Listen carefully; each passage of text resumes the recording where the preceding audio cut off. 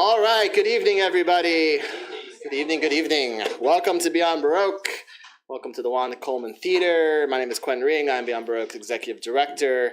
We're here, yes, thank you.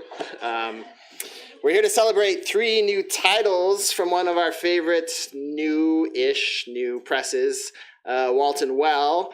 We have, yes, give it up.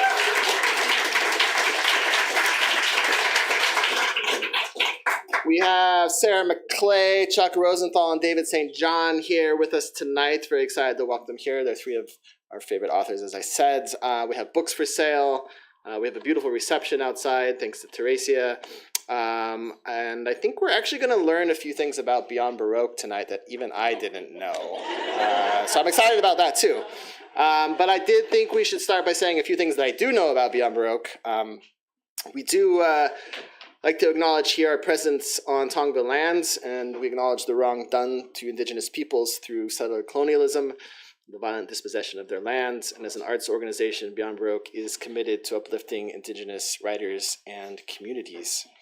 As many of you know, Beyond Baroque is very much a space and a community dedicated to poets, writers, artists, and to the imaginative possibilities of language. We have been dedicated to the possibilities of language since 1968, making us 56 years old this year. We nurture the literary arts through a set of programs, including our Wednesday night poetry workshop, which has been running continuously since 1969. Many writers have gone through that. One of our authors tonight, Sarah Maclay, facilitated it for many years, and it's a big part of the community. We also have individual master classes that we offer at least once a month. Tomorrow we have a workshop with Ash Good, who's here tonight as well. And next week we have a workshop with Tony Barnstone. Later on in November we have one with Dorian Locks and Kim Adonisio. So please do check some of those out. And we have a reading and performance series every weekend in this theater pretty much. Tomorrow night, we are welcoming Janet Fitch, Natalie Shapiro, and Mimi Tempest for what we call the new series. We've commissioned them to write original work. So it'll be the first time it's been seen or heard or read anywhere before. So please come back for that. It's going to be a fun night. It's going to be a DJ. Should be a good time. And then later in November, we have our Southern California Poetry Festival coming up, which we will be putting online. I think next week at some point, and so it'll be a really great array of writers and presses, events, panels, talks, workshops, etc. November 15th through 17th. This event is free. and we try to keep most of our events free throughout the year. So if you are able to become a member, we really do appreciate it. It costs as little as $60, $80 to get your dual membership. You can see Pablo in the bookstore about that. You can do it online. Additionally, we do have a very special event coming up in 3 weeks, which is a fundraiser. It's our 56th anniversary gala. It's a major event in our calendar, and we are honoring this year Shockey Jackson, who's the publisher of The Offing. We're honoring Douglas Messerly, who's the publisher of Green Integer Press, and before that, Sun and Moon Books, major publisher in terms of publishing avant-garde literature and world literature. We're honoring Seshu Foster, the great poet of East Los Angeles. And very specially, we're giving an award to John Doe and Exene Cervenka, who almost 50 years ago met in our workshop, in the Wednesday Night Poetry Workshop, and as a result formed the band X, which is a seminal LA punk band. They are on their farewell tour right now, X is. And so we thought it appropriate to honor Exene and John Doe. The two of them will not only accept the award, they'll also play a set that night. So it should be a very special night. So if you are so inclined to be there and would like to support Beyond Baroque, please do buy tickets. You can buy them here. You can buy them online.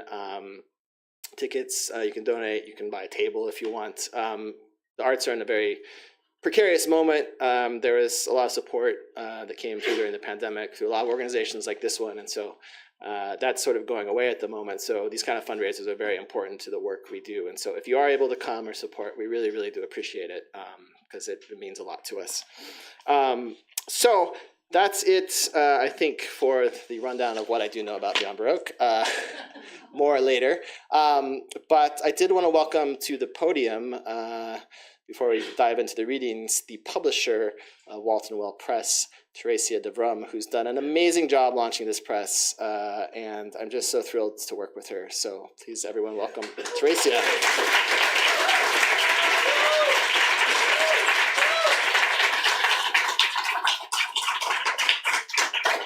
Thank you so much.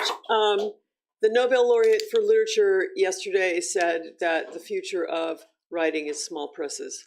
And we are, along with other people in this room, publishing small presses.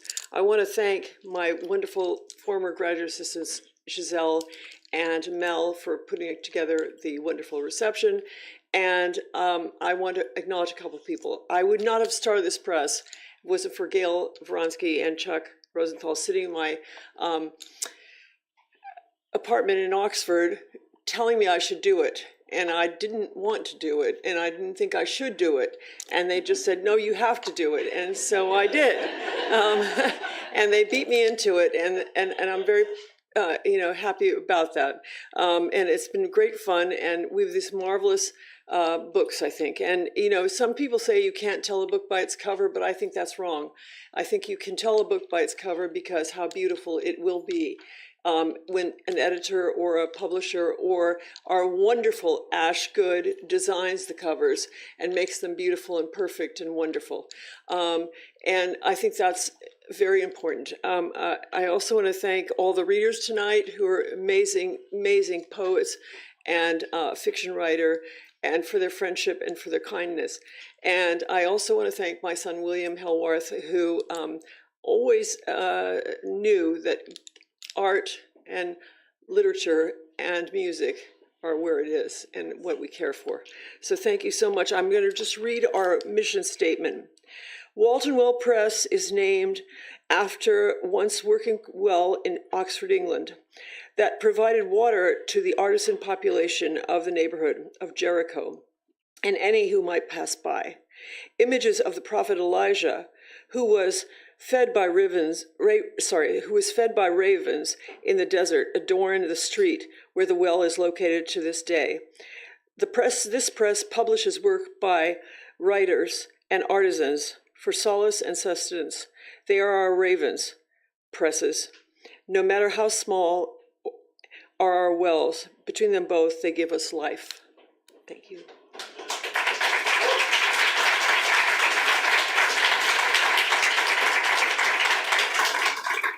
Thank you, Theresia. There's been some changes in the poetry community over the past year-ish. some ups, some downs. I think it's a really bad thing that happened, which is that Sarah Maclay moved away recently from Los Angeles. Huge blow, so I'm very glad to have her back for us tonight. There was a good thing that happened. David St. John moved back along with Anna. So that, I mean, and then Chuck Rosenthal, not a poet, but he's been on his own strange trip into the catacombs of Beyond Baroque, which is what I've been referencing earlier. So we got an interesting lineup tonight of folks, all of whom are very dear to us. But we're going to start off with Sarah Maclay, who is the author of the HD Sequence, a concordance, and 5 other collections. Her poems and essays have appeared in APR, Field Plowshares, the Tupelo Quarterly, the Writer's Chronicle, the Best American Erotic Poems, Poetry International, where she served as book reviewer for a decade, and elsewhere. She has assisted in hosting readings at the Venice Library, here at Beyond Baroque, the Ruskin Art Club, and beyond. So please, everybody, welcome the great Sarah Maclay.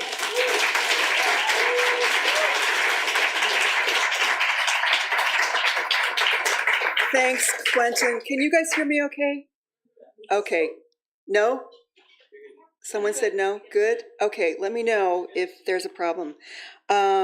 It's really nice to be here. I am residing in Montana now, in the place where I grew up, which is beautiful, and I stare at the trees way too much. But it's also really nice to be here, and I kind of more consider that I'm roaming, between places. So this is part of my October roam. And I'm really thankful to you guys at Beyond Baroque for hosting this, having me back. Extremely thankful to Theresia for deciding to publish this book, and to Ash Good, where are you, Ash? For the incredible designing you've been doing here and elsewhere. I'm so lucky. Between Bosch and Ash, I'm loving the cover. And also it's just so nice to see so many beloveds tonight, so I'm really happy to be here. The pieces in the HD sequence often felt, as they were emerging, more like glimpses, fragments bouncing off the phrases in the center of Hilda Doolittle's trilogy, which I was teaching at the time I began writing this, and which became a bit of a lifeboat and North Star for me, particularly her section 29 in Tribute to the Angels, with its many recastings of the figure of Mary. For those of you who might be new to HD, so christened by her close compadre and first love Ezra Pound, HD Imagiste, she became one of the key modernist poets, an American writing largely from Europe and in the poems of trilogy, largely while living in the ravaged and unpredictable London of the Second World War, and she was associated mainly with the Imagist movement. But in works like trilogy, she moves from the more strictly haiku-like Imagist impulses into long linked sequences that are highly elusive, informed by biblical and painterly imagery and figures, and a keen interest in earlier cultures and myths. So as I was writing these poems, they came as kind of hot bursts, urgent for survival, but very fragmented, begun ferociously into many poems all at once, frenzy, during a season of sudden emotional duress. The manuscript was also often in continuous contact with HD's work, as many of her phrases became my routes toward healing, and so found their way into the work as poem titles, often, which you will hear, sometimes borrowed language within a poem. So in this way, it was like being in some kind of conversation with her trilogy, especially 29. These pieces are also fed by dream and artwork, as often happens with me. It took a long time to complete because after the initial rush of poems, I was so rarely in such raw turmoil that I couldn't really jimmy the place I was writing from originally. I have revisited it from time to time, but fortunately I don't live there that much. I wanted to kind of give some of you a little bit of a warning, those of you who are more familiar with my work. Eros is here, as always, at the center, but this time it's kind of more like the underside of Eros. Let's say if Nightfall Marginalia was the A side, this is the B side, or the dark side. It's not given to the lush swooning of a lot of the poems in that book. These come from more like free fall and bereft sense of abandonment. So they were very vulnerable making to write, and they probably will be to read. I don't consider them pretty, but I do consider them real in their own way. As I was coming over here with Kobe and Harrison, I had another analogy that they liked, so I'll just kind of throw this out there. If Nightfall Marginalia was more like Lucy in the Sky with Diamonds, this is more like I Am the Walrus. Okay. And I'm just going to read pretty much straight through, so don't worry about clapping if you feel like clapping until the end. Our Lady of the Goldfinch. Just one. Yellow, yes, seemingly lonely on her lap. Though she pets it, though the color is complicated by others, darker ones, even against the morning's orange air. And then the striped wings in a child's hand. Two slender, distant trees. And there are boys, the whole truth lying on the grass, the rock they sit on, browning like a velvet moss, bugs and petals crowding bare feet, a net of pine. She can imagine someone to tell, and sky somehow ripping through the fabric of a cloud, her dress, as though her clothing tears from the inside, begins to shred. Everything needs stitching. And night shows through in glimpses, if we could see its cracks, and needles, needles, needles, needles across the entire canvas. Our Lady of the Candelabra. But I imagine her wearing it on her head like a hat, like Goya, like a Norwegian lutefisk celebration, middle of winter. Every time the head moves, a danger of fire, also a danger of light. Prologue, as I currently understand it. It was the anger door, and she opened it. Remember the Renaissance beauty and her quilted face, that blindfold of Tiffany barbed wire, a bracelet for the eyes. Well, in another painting, the blindfold was silk, red silk. Her double, her sister, in profile, walking behind her. Question, was the Mona Lisa also zipped into a metal shroud? She had been a painting once. There was a he, too, when she could remember to make him out. He suffered. In his body were those knives or bowling pins? And had she thrown the knives? Sometimes he was distance. Tobacco rolled like a boat or a pair of insect wings at his back. Or was she the dancer? The dancer, the target, the dress of Belgian lace, arachnid-like, behind her. Look closely at the eyes. Moths have gotten to the netting. Like a cast-off shell, she ghosted forward. Our Lady of the Pomegranate. Not just one. She's studded with them, so's her throne all silk and red. Split open. And some would say apples, but maybe it's really this fruit that she's bound to with string. 5 strings, 1 for each finger, 5 fruits, and something that bleeds not just onto the page as she slits the plump seeds and stares at the Art Deco sketch of a nymph eating seeds, but that bleeds more and more than it should, from within, staining the several grades and softnesses and thicknesses of paper, wadded inside and out, and cloth that she wears on her body, and sheets, though she tries to relinquish, to wash out the stain. Trapped in a golden halo. It was simply too snug. Plus, It had always looked as though it were made of actual gold, like a platter.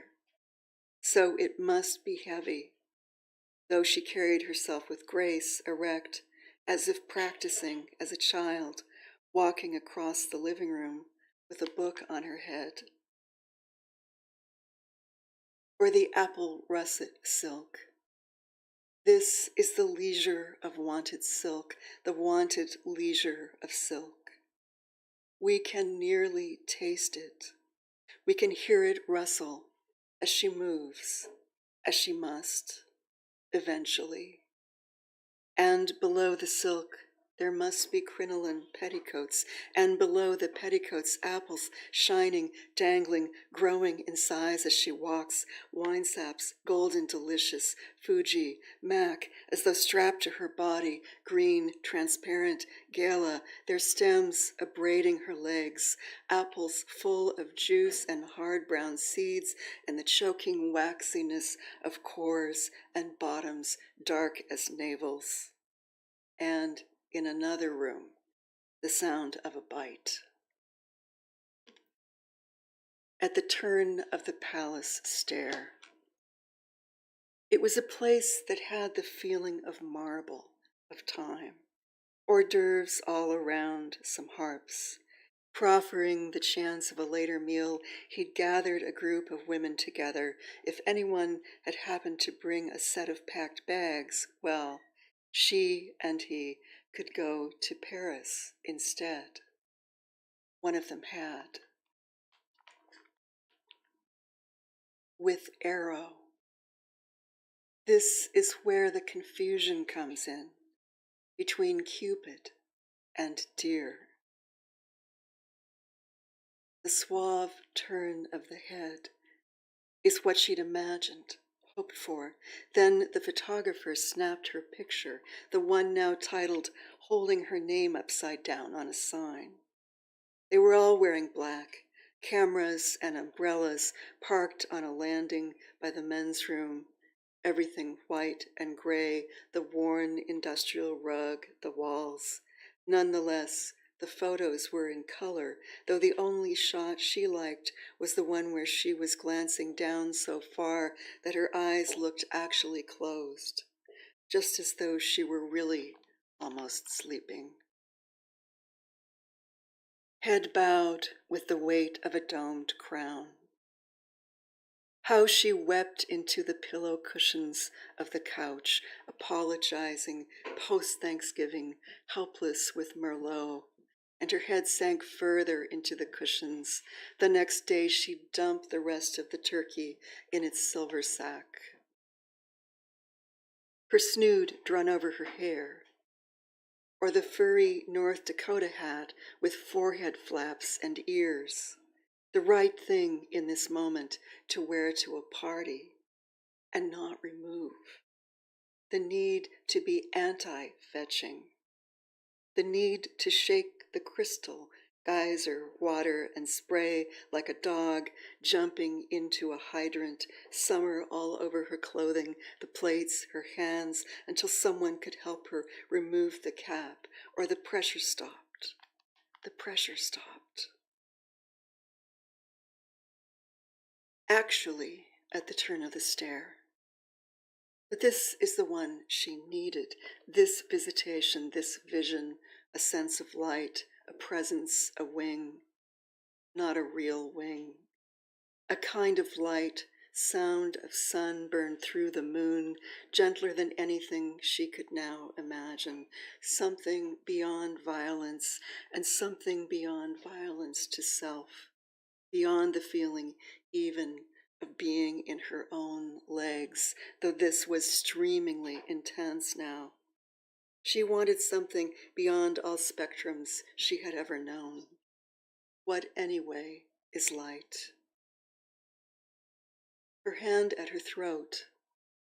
It was unconscious, nearly, simply the way, in the midst of a thought, she'd stroke her throat for a second, as though it were the guy wire keeping all the electricity from belting, bursting, escaping into the sky.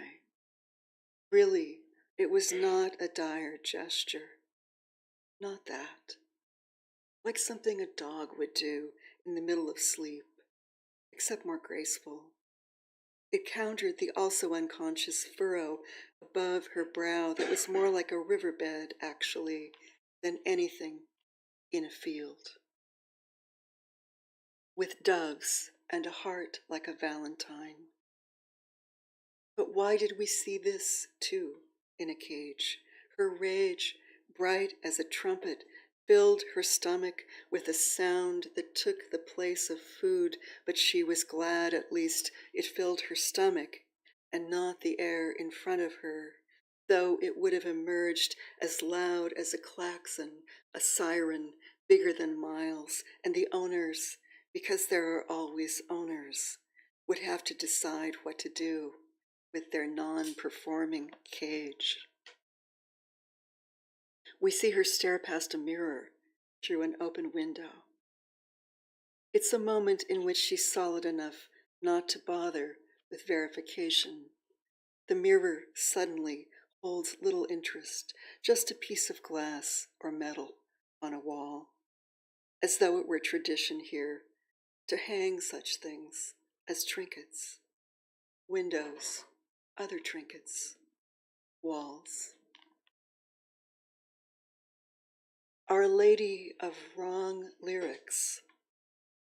He demands the landlord, pugnacious, with strangely cut hair, as though cut in clumps and darkened, that she write the lyrics for his musical, in which some biblical backstory message is braided with urban violence, or be killed by him. To demonstrate, he kills his wife, who has also refused, in the next room, allowing her to listen. She imagines chunks of melons thunking, rolling pins, or bats. The project holds no interest. She asks about credit, which she would normally receive, and he says that the lyrics must be ghost-written, that the music will come second. To her surprise, this comes as a great relief. The project holds no interest, in particular because it gives her freedom to write badly, to destroy his project, to write in a mediocre voice anonymously with the conviction that he cannot tell the difference. Nonetheless, she begins to conceive of ways in which to leave the apartment piece by piece at lunchtime, say, or times when he's not there, carrying her belongings one by one until the room she lives in is bare and she can simply disappear for good. Our Lady of Cicadas, or locusts. I had thought for many years that they were birds, that she gathered sticks for firewood, carried like long poles across the center of her body, that she dressed in black habitually, passing other stacks of sticks or palm debris, the sheaves of something less than wood but more than leaf, that she carried these long sticks through silent streets, white stucco walls. But it was a cemetery, and the monuments as large as houses, and the dress for mourning, and not streets were vacant, but the rows, and not birds, not birds. Our Lady of the Snow. Horizontal, flying needles lashing against the wind-chilled night, sowing east to west. To be not ash, every fleck a piece of fire made pure by its own burning. That is, to fall like manna, far beyond one thing we can identify as body, to be the entire snowfall for the entire time. This was the desire, if not the vision. Afterlog, because we must make our own poultice, even beyond the solace of beauty. What she got instead. A luncheon visit from the neurosurgeon and his wife. She knew then that he studied his own brain. because he left the folds exposed for all to see below a mop of hair. The wall sculptures kept wafting just like soft balloons or hands. She got to watch them long enough to see them. Thank you.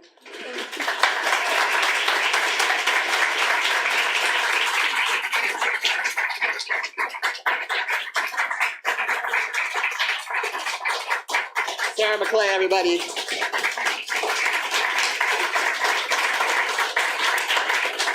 Thank you, Sarah. It's wonderful. I'm glad you're roaming too, that you're back and forth. Next up, we have David St. John, who is the author of 12 collections of poetry, as well as a prose volume, Where the Angels Come Toward Us. He is University Professor of English and Comparative Literature at the University of Southern California. Please, everybody, welcome back to Los Angeles, David St. John.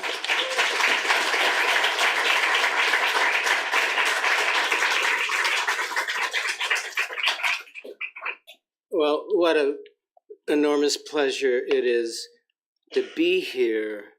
Some of you were here when Anna and I had our farewell LA reading. And when we decided to come back, Anna said, call Quentin and tell him we want to do a reading called Never Mind. So never mind. I just want to say, as some of you know this, but in the 20th century and now into the 21st, all of the greatest, most important independent presses were begun by one person or two with a singular vision. And art is about vision. And what Theresia has done with Walton Well, and I hope you'll take to heart what she read about the press and about its mission to really nurture, to feed. And it's something that I find extraordinarily rare and extraordinarily honorable. So I want to thank Theresia for having me be part of this first group of books. And I want to especially thank my dear friends, Chuck Rosenthal and Gail Ronsky, who, as you heard, are deeply complicit partners in crime.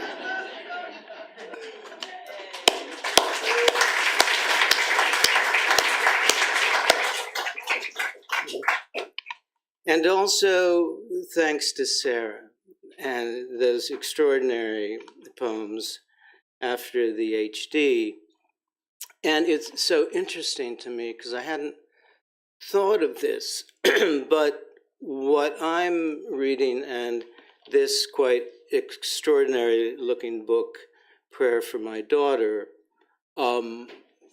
this too has some originating moments in the early part of the 20th century, the sort of modernist period. In my case, it comes deeply out of Yeats, W.B. Yeats, and his famous poem titled Prayer for My Daughter. The epigraph to this book is the first line of Yeats' poem.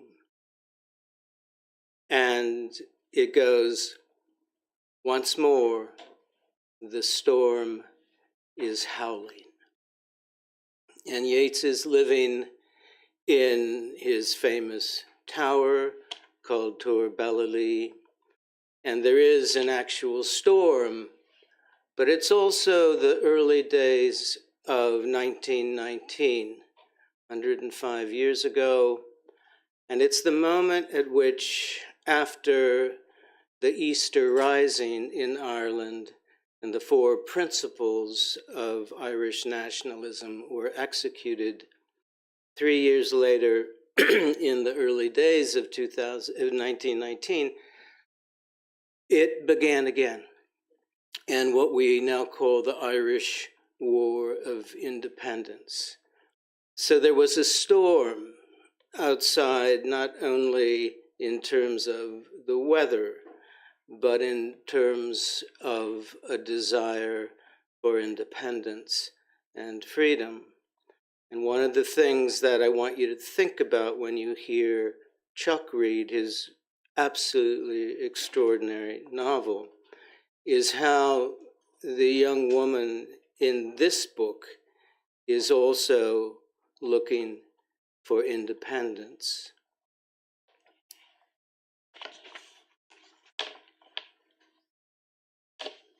Oh, I should also say, when Theresia asked me, what would you like for a cover? I said, I want a book that looks 100 years old. I want a book that looks like, I said, my favorite covers of books ever are the 3 covers of Yeats' sequence, The Tower, The Winding Stair, and The Wild Swans at Cool.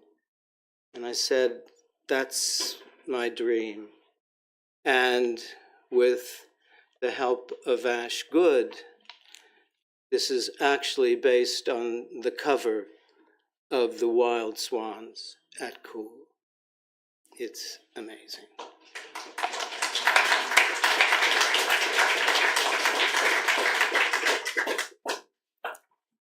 So I want to start with the title poem.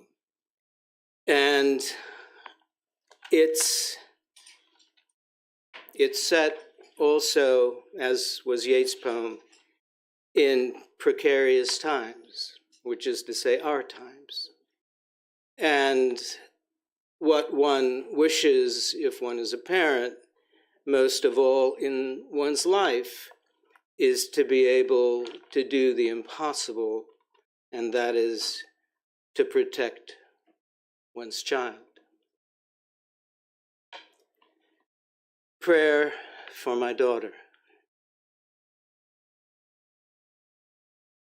What prayer becomes me now, as these times darken daily, until sons and daughters grow as fragile as the wind along these ever-altering surfaces of a world ripping apart, and whose fault, really, this sorrowing of fathers drawing only maps of their own fears as whole cities begin darkening in ash. Shadows as uncertain as Blake's own wild, consumptive city by the Thames. As Vivian and I walked those mornings by the Pacific, along the Venice boardwalk, talking, looking past the ocean, beyond waves barely holding the horizon. And I knew I could never make clear my thanks for how she'd stood her ground those times I'd dragged my wreckage through the house, as she, with forbearance and humor, helped me take my time to find safe harbor. She, who'd lived those impossible years, 12 to 17, in a town of old and new angels, their drugs and nightmares. The friend who'd slashed herself and bled out, or the boy who'd stepped onto his family's 5th-story terrace and a few steps beyond. embracing an ending of a life he felt already past repair. And soon, across her body, new tattoos, like elegant illuminations of some Victorian screen unfolding, inscriptions of inked cursive, words like fire walking, flaring, as she began turning away from old friends who'd defined the closing perimeter of a vortex she'd left, refusing to acquiesce to a killing dark, as she rose free. And I think how young she is to know, and how long it took her father to choose light over dark. And one night, listening to her DJ, her radio show at midnight, I heard her play Leadbelly, singing "Where Did You Sleep Last Night?" a song I'd once thought she'd known only from Nirvana. And then a Hendrix 12-string acoustic bootleg. Then Bessie Smith songs I had no idea she knew and loved, living up in Arcata between the redwoods and the sea, where she'd grown singular and strong in the solace of herself, while building her own Arcadia, as the prayer I might once have hoped to send into the storm became this belated song, owing its life to her grace and tolerance, arising now as simply as then, with music, playing between the redwoods and the sea.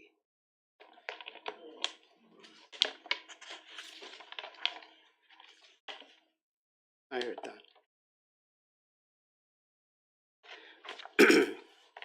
My mother, this is an elegy for my mother. My mother was a really interesting person. I grew up in Fresno. She had grown up in Fresno in the San Joaquin Valley.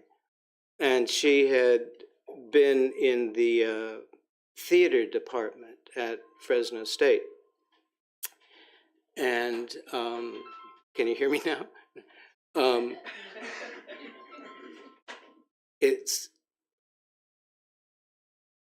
And one of the things that was interesting is that when she was in the theater department, this is sort of moving towards the end of World War II, she dated Sam Peckinpah, and who was there. And her closest friend in the theater department was a woman named Marie Selland, whose father was the mayor of Fresno. And so my mother described this double date she and Sam went on with Marie and the guy she was dating. And my mother said within about 20 minutes, it was clear that Sam and Marie were like made for each other. And she said, I said, "What did you do?" And she said, it was great. She said, Sam was a piece of work, as you can imagine or have read. But then Sam and Marie got married. They had 4 kids. But before that, there was a group of people. When she met Sam, Sam was a history major. But when he met my mother and then Marie, he moved into the theater department and began to direct plays. they all decided, those three plus half a dozen other people in this theater department, to go to LA and be in television and make movies. There's some things, my mother then came back a couple years later where she met my father. And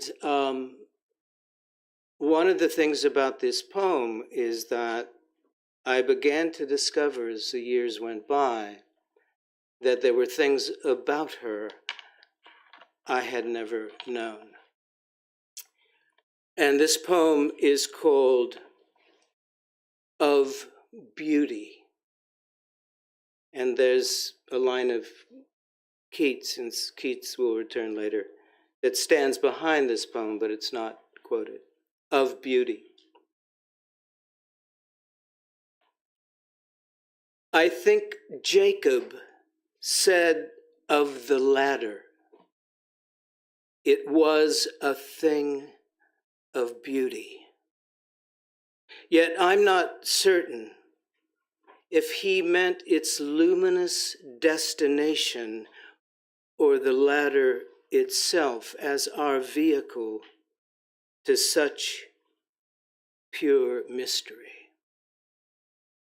I'd heard the phrase spoken first with certainty by my own father, holding up a glossy drama school photo of my mother, lifted from his torn, ragged college scrapbook one day. And I read in an essay this same phrase referring to an elegant lie in a famous novel by John le Carré, with whom I once had lunch in Baltimore, along with an amusing anonymous actress. And my father, when I told him this story, called it an especially savory detail, as he relished its mystery. Though as a boy, I discovered my mother had a way of telling stories without a certain objective reality that I could locate or quite confirm. But I confess I was undisturbed by a few untruths offered with such original beauty of image and a flair for the magical, honored more than fact. So perhaps what she left to me in death was beyond the bare recognition truth cannot always be a thing of beauty. Just as a ladder reaching a story of forgiveness reveals at its end, a thing of beauty remains a thing of mystery.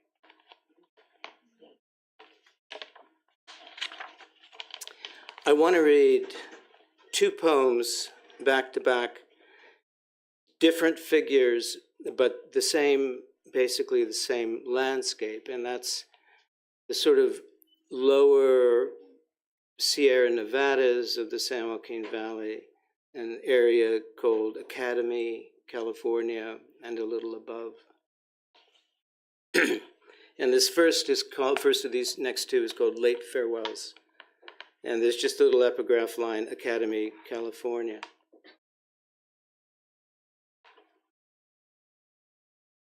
Now that we have at last entered this doorway, step through each page exactly as if you were your own grieving ghost. The change of weather begins again, she said, of the rain approaching across sibilant skies, allowing us to believe a few last branches of memory sway lately as quietly as the few seasons we have left to live. My reticence is about forgiveness and solitude, perhaps remorse. Let my silence be moral and mortal, too. After all, her letters recalled, I always said I was hard to love, but I wish you'd have fought a little harder for me. And next time you might find someone easier. I mean, someone not a tsunami of hopes, not your own grieving ghost. I don't want you to think you know me. I want you to think one day you might know me, even if now you're still unsure. And if one day things don't seem quite right, stop a moment where you're waiting and look. Look. It's my own shadow leaving, your book split by light.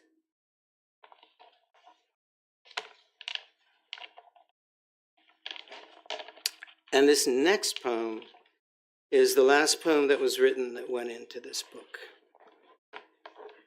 And it's just called, it's a little sonnet-length poem called The Blue Light. I've never read this anywhere before.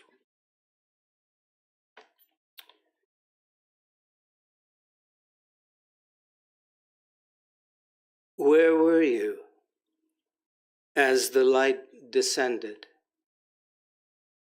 And do you believe still it was the far western face of the Sierras in a spring meadow off Toll House Road as you drove down to the valley?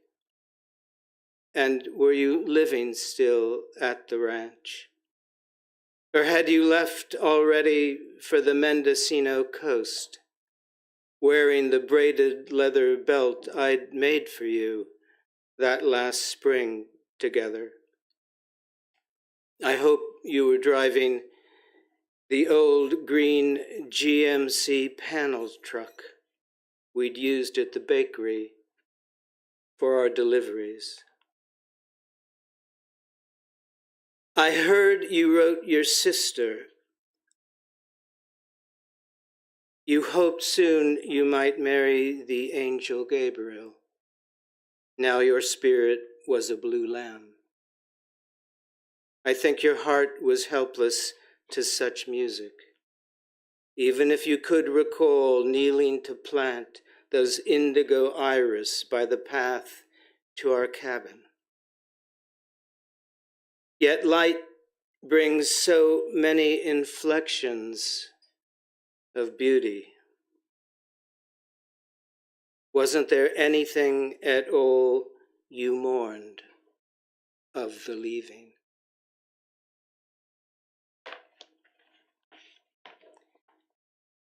And this is the last poem I'll read. And this is tonally very different from these earlier poems. I mean, it is about the end of the world, but it's really... but it's really upbeat. And it's set in an area of Rome called Trastevere, just means across the river, and it was itself a place of artisans. Then it sort of, like Soho, became a different kind of place. The poem begins in New York, goes to Rome. And it's called Giulietta in Trastevere.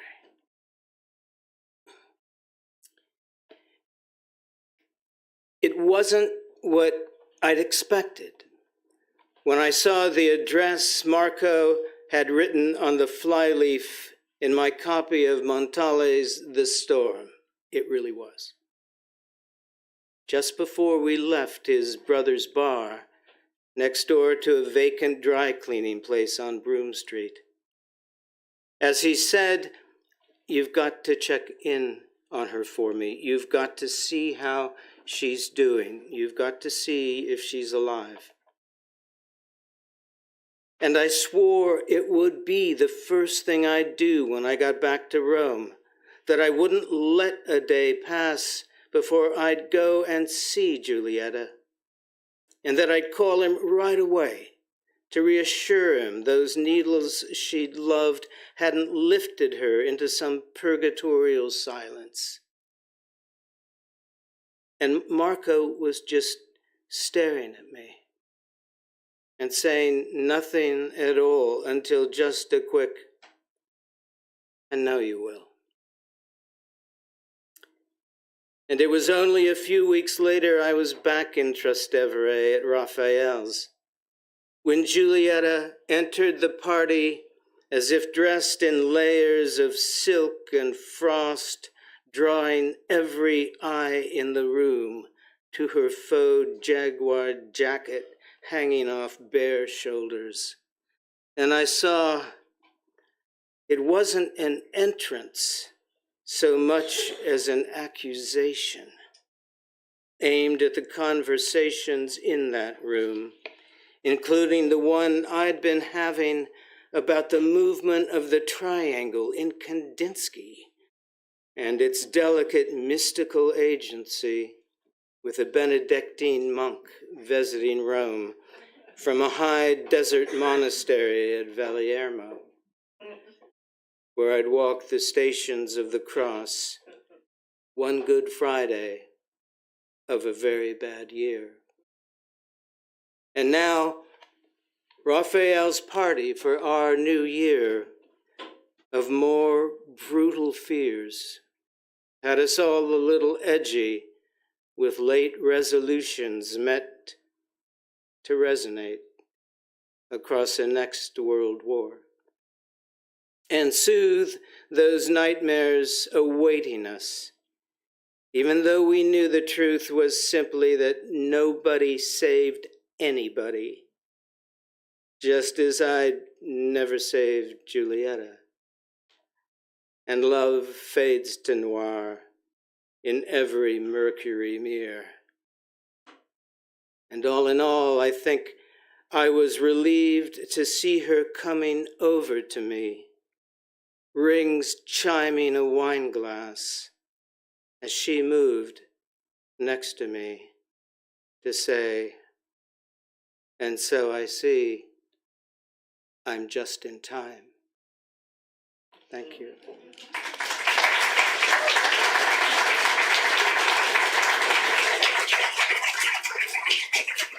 David St. John, everybody. Thank you, David. You and Anna mentioned X's farewell tour. You're sort of like a rock band that goes on a farewell tour and then, maybe a couple years later comes back for more. But we're glad you're back. If anybody would like to see David again, actually, he will be closing out the Southern California Poetry Festival on November 17th. So please come back for that as well.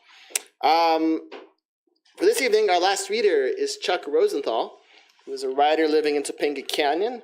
He's the author of Awake Forever in a Sweet Unrest, as well as 14 other novels and 5 other books. As I've been intimating all evening long, he has a lot to say about Beyond Baroque and his new novels. So please, everybody, welcome Chuck Rosenthal.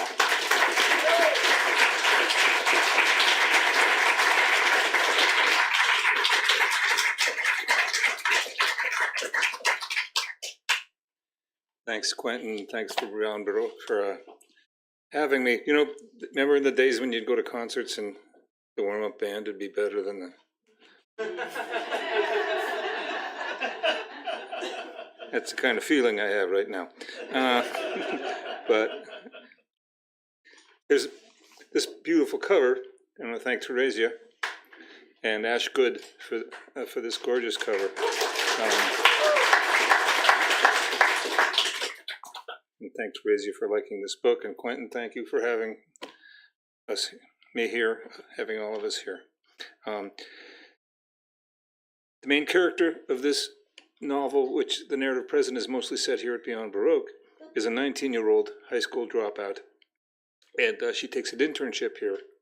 And they give her, and it turns out that in the garden back there, they've discovered a basement library. One of the problems is no machines will work there, no electricity, no machines. But they give her a lantern and a paper and pencil for her unpaid internship to go down there and record what's down there, where she runs into Mary Shelley.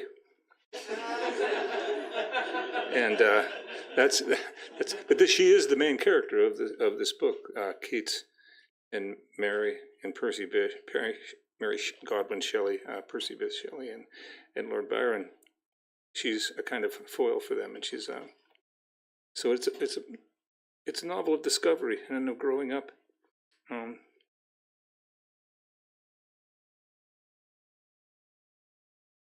She's back now. She's just come back from walking across France with Percy Bysshe and Mary Godwin at the time, and her sister Claire Clareton, and then she goes for a sailboat ride with Shelley, and they both almost die, which doesn't make sense to her because she's alive 200 years later.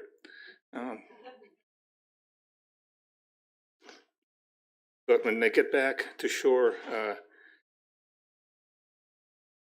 Shelley finds out that his wife Harriet has drowned herself in the Serpentine, and they head back to England, and she's standing in the rain as they're sailing on the Rhine, but next thing you know, she's standing in the rain outside Beyond Baroque. That's the way this book goes. So she talks to her boss, who does tell her that there's going to be a poetry reading that she should attend. But meanwhile, she decides to take a walk.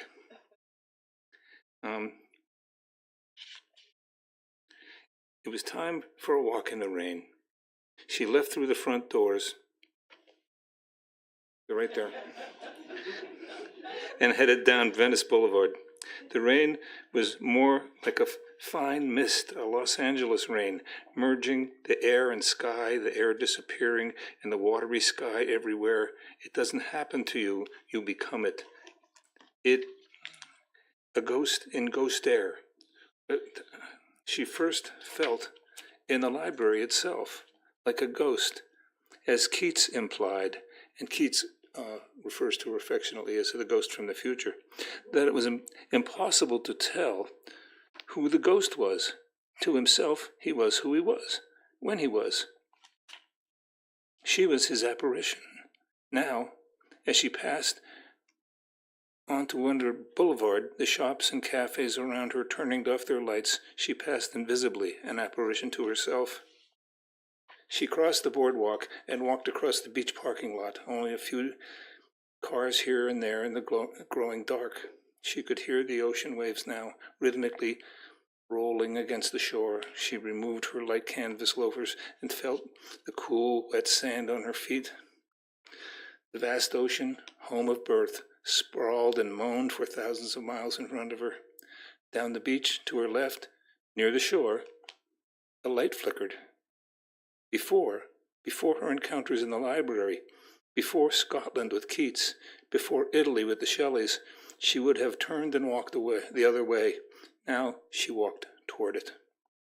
A man, he looked middle-aged, sat by a small fire of driftwood and trash. His dark hair and beard were disheveled. He wore a black shoreman's cap, and an unopened umbrella lay at his side. He held a bottle of vodka on his lap, half empty, half full. He offered it to her, again, before she wouldn't have taken it. "You're beautiful and wet," he said, and grinned. She held the bottle, smelled it, and sipped. "So are you," she said. He laughed a little.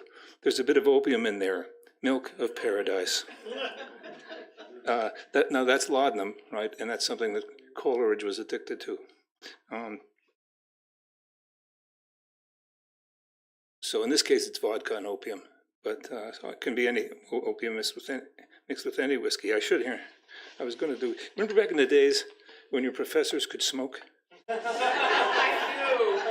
And it was kind of gorgeous. Some of them were just so theatrical. And that's so I'm going to have my moment, my professor moment here for laudanum.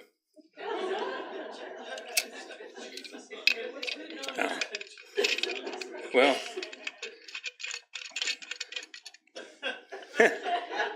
that's my prop. There it is. Okay. She gave the bottle back to him. I'm Sam, he said. Beatrice, said she. Like in Dante? So I'm told, she said. People say this a lot, but she spells her name with a Z.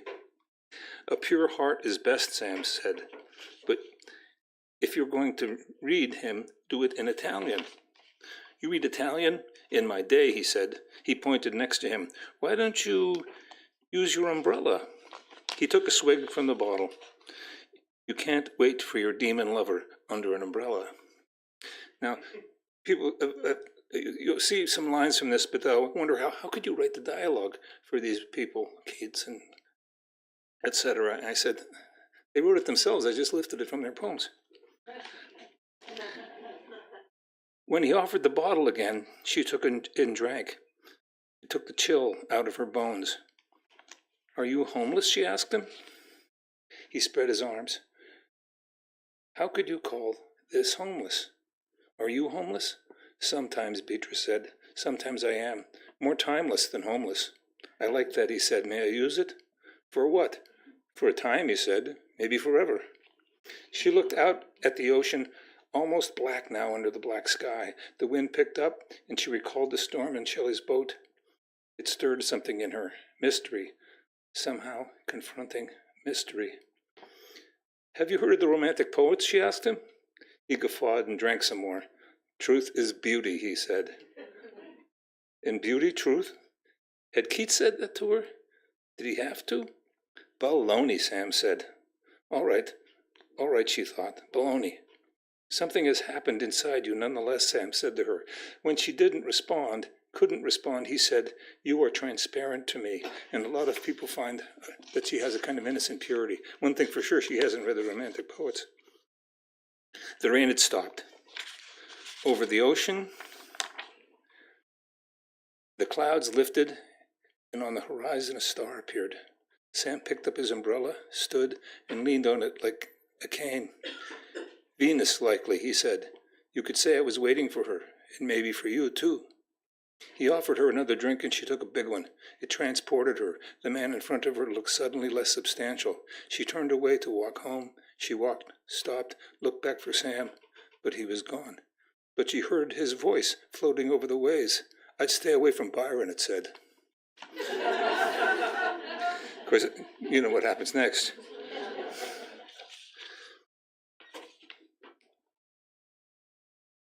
So she does return, and Christina Acevedo is a woman who runs the bookstore here in this book, and she informs Beatrice that there's going to be a poetry reading that night, and Beatrice says, well, she's going to go down to the basement, but maybe she'll make it back. Mary Shelley met her near the library door. You met Percy, she said to Beatrice. And you and Claire Clareton, you must remember, Beatrice said. How could I remember you? You didn't exist yet. You were a girl when we crossed France, said Beatrice, 16. There was another girl for a while, besides Claire. Me, said Beatrice. I was 19, as I am now. Are you always 19, said Mary. How old are you, Beatrice said. When I'm in this library, I can appear as any age I ever was. You met Percy over your mother's grave, said Beatrice. My birth killed my mother, Mary Shelley said. You can't go back? I never knew her. Am I reliving your memories, Beatrice said. No. You want an explanation, Mary said. Nowhere in time are there explanations, only stories. And there's an interesting story. Did Mary Godwin meet Percy Bysshe Shelley over her mother's grave? Right? It's a good story. Poems, Beatrice said. I was never a poet, said Mary, but I loved a poet, married a poet, maybe the greatest poet. Do you see him here? Mary Shelley demurred. then said, "Not really, not enough, not actually. We're all ghosts here, monsters, even you. Nothing lasts. If everything lasts forever, yet then nothing lasts. Only our longing." She shimmered in front of Beatrice. For a moment, she was a girl of 16. Beatrice turned. She left the dark library and entered the garden, where a crowd had gathered, sipping and murmuring. Night had fallen, sipping wine and murmuring. Small white lights from the branches of hung from the branches of the surrounding trees. A stage had been set up, and a man stood behind the microphone. If you think you recognize this guy, you do. He was not tall. He had wiry red hair and a red-gray beard. Glasses. He announced the last poem he would read, and it appeared to her that, however briefly she'd been below, yet somehow managed to almost miss the whole reading. The audience quieted, and the poet began quietly. Almost sounded like he was softly singing. It was about a man and a woman out to dinner. There was tension. They alternately accused, reconciled, accused, reconciled, accused. The man pleaded. He placed his right hand palm down in front of her on the table. She picked up her steak knife and drove it through the back of his hand. You might know that poem. The crowd shivered, awed. A few even laughed. The poet thanked them and stepped down. There was loud applause. Christina, who stood to the side of the stage, spotted Beatrice and came to her. "You made it," said Christina Acevedo, who was, of course, her boss, which is a lot of trouble because a lot of times, she leaves for a month to walk across France and she comes back and it's the next day. "You made it," Christina said. "Barely," Beatrice said. "Is he always violent?" "Almost never. That was the shock." She handed Beatrice a copy of DeLorean's new book. "Have him sign it," she said. A small crowd gathered around the poet, and she had to wait behind them. Beatrice said, "I feel hypocritical." "You're not," said Christina. "You might read it." The little crowd thinned, and when Beatrice stepped forward, DeLorean took the book and opened it. He nodded hello to Christina and to Beatrice. He said, "To whom do I have the beautiful pleasure?" She said, "Beatrice." "Like Dante," he said, "only with a Z." That much she'd learned. "All the better," he said. Christina introduced her as the new research assistant of the recently discovered library. She and he touched cheeks, and then Christina left the two of them alone. "The mysterious chamber," the poet said to Beatrice. "You've heard," she said. "Rumors," he said. "Do you write poetry?" "I don't even read it," she said. Which, eventually she does. "Well, that doesn't stop a lot of people," he said and laughed. "But you have to know the secret handshake." Beatrice fielded the joke. "Would Shelley know it?" "See, you know something," DeLorean said. "Is Shelley's ghost down there? I'd love to meet him." And David said that to me once when I was writing this book and talking about it. I tried. By this point, she didn't really know what they were talking about. Did DeLorean know something? He couldn't. Was he pulling her leg? Maybe Christina had said something. "You have to get past Mary," Beatrice said. The poet's eyes widened, then narrowed. Then he lifted his left brow toward her. "Can't go down there with you?" he asked. "Nothing will happen if I bring anyone," said Beatrice. "The ghosts? Magic or madness," said Beatrice. "It's only mine, only for me." DeLorean nodded. Not an affirmation. She could see that, but an intrigued skepticism and curiosity. A man intruded, offering Marco DeLorean his hand, and Beatrice stepped away. And she goes back downstairs, and that's where she ends up in a ballroom. And in that ballroom, Lord Byron is there, and they're waltzing, which is a new trend. They're in Venice, Italy. Beatrice doesn't like to waltz because he doesn't think people should be touching each other while they dance. He was an ironic guy. There were things where people touch each other, but not dancing. She goes swimming with him in the Adriatic. Eventually, the second time when she comes back, she teaches him how to butterfly. So, one of the times she comes back, and I'm going to finish up with this short section, there's a boxing match. She appears she ends up at a pub, at a boxing match in Brighton. There's a man befriends her. He's a very big man.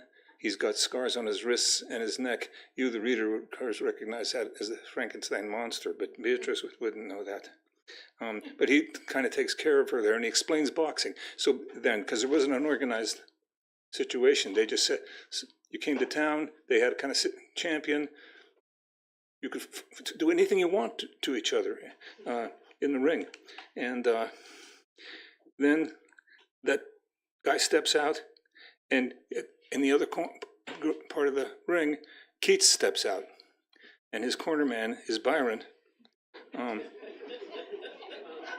Anyway, he gets the shit kicked out of him, and he's lying on the ground there, and a brawl breaks out, and the monster protects her, and then finally she breaks away and runs to Keats, who's laying on the ground. Keats blinked several times and shook his head. He said, "I should have stayed in med school." Now, if you know Keats, he did kind of go to med school, and he performed autopsies with the doctor at the hospital, and sometimes when he'd be running low on money, he would go do autopsies to make some money. Which, that's kind of interesting as well, because a lot of these guys, it's hard to know where their money was coming from. You know, they didn't write a lot of poetry. They didn't work much. Anyway. "Where are we?" said Beatrice. "Brighton," said John Keats. "Brighton Beach. Let's walk to the ocean." The front of the tavern sat on a boardwalk that followed along the shore. The beach wasn't a beach as she knew them. Instead of sand, the narrow shore consisted of white pebbles. The sun, sailing in the south, glistened off them. Some couples lay together on thick blankets. Behind them, almost like Venice Beach, pubs and shops bristled with noise. The waves gushed on the shores, on the stones, then crackled when the water receded, the ocean rushing and smacking rhythmically, calmer yet darker and more threatening than what she knew, the under-roar of the California Pacific. "Are you hurt?" she asked him. "No," he said. "There's no shame in losing a fight." He surprised her, answering for his emotions, his heart. From his emotions, for his heart, not his racked body. "He won unfairly," she said. "There are no fair fights." They made their way slowly along the pebbled beach. "Do you remember me?" she said. "We hiked in Scotland. Black flames spreading darkness," he said to her. "That darkness is my light. I remember you. We entered eternity together for a moment. Maybe a moment of love." "I'm Beatrice," she said. Fanny Beatrice. And when he was in Scotland with Keats, they visit a ruined convent, and they go see the Loch Ness Monster. But he sometimes calls her Fanny, sometimes Beatrice, sometimes Fanny Beatrice. "I'm not Fanny," she says. She's the only one who can transcend that, and that is that moment in the eternal when you're in love and you try to make it last.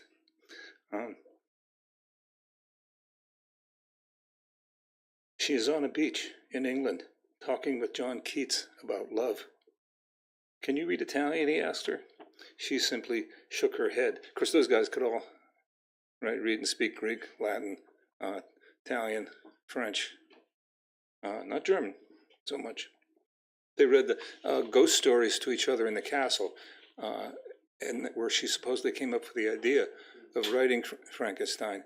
And those ghost stories were translated from the German to the French. But in the book, she denies those guys having influenced her, and they all try to write ghost stories. And then Shelley and Byron go off to shoot and hunt, and she stays there and writes Frankenstein. Good book. "You must read Dante," he said to her. "If you are Beatrice, Beatrice is love, suspended by the thread of time between two eternities." I didn't have to write the dialogue. Is that what she had done, fallen between eternities? She stood before him. "You don't remember me," she said. He said, "There's a garden nearby. Let me show you the flowers and the stars." He took her hand, and they left the shore, walking through the alley that opened to a stand of beech trees. The air around them grew silent. "A graveyard for thought," he said. "Only poetry can fill it, the poetry of the earth. There's no need for words here. Why are we here in this land between accident and destiny?" It was often hard to tell if he was speaking to her or just spouting his gorgeous madness. "Yes," she said. "Why now? Why here?" "Because my body is a casket of my soul." He cast his eyes down. "Shelley has asked me to join him in Pisa. Will you take Fanny? I'm not going to Pisa. I'll die in Rome. That will be my last gift to Fanny Braun."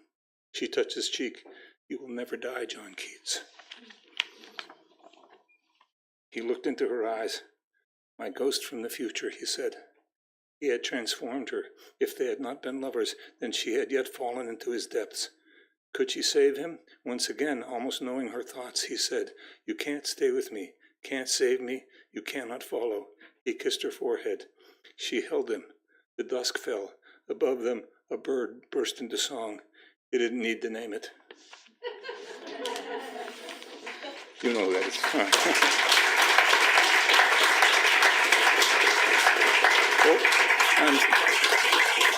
I'm supposed to, thank you.